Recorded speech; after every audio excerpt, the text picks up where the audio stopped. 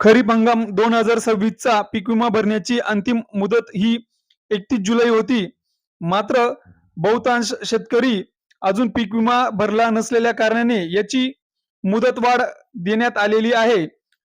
तर आता पीक विमा भरण्यासाठी कोणते कागदपत्रे लागतात, तसेच प्रधानमंत्री पीक विमा PMFBY ही केंद्र व राज्य शासनाची योजना असून नैसर्गिक आपत्ती, अतिवृष्टी, दुष्काळ, गारपीट, पूर, वादळ, कीड व रोगांमुळे पिकांचे नुकसान झाल्यास शेतकऱ्यांना आर्थिक संरक्षण देण्यासाठी सदर जी योजना आहे ही राबविली जात असते.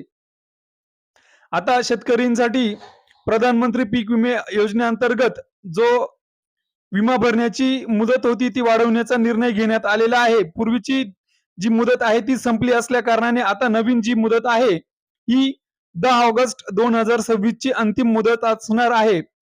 जर तुम्ही अद्याप देखील पीक विमा भरला नसेल तर ही शेवटची संधी आहे.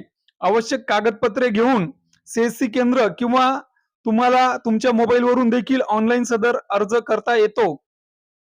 लक्षात ठेवा, अंतिम तारखेपूर्वी अर्ज पूर्ण करणे आवश्यक आहे. उशीर झाल्यास सदर योजनेचा लाभ मिळणार नाही. आता पीक विमासाठी जे कागदपत्रे आहे यामध्ये तुमचा जमिनीचा उतारा, आधार कार्ड, बँकेचं पासबुक आणि जमिनीसाठी जो तुम्ही पीक पेरला आहे त्याचा पीक पेरा अशी कागदपत्रे लागणार आहेत. आपण जर चॅनलवर नवीन असाल तर अशाच विविध शासकीय योजनांच्या माहितीसाठी चॅनलला सबस्क्राईब करून घ्या व इतर जणांपर्यंत शेअर देखील करा. धन्यवाद.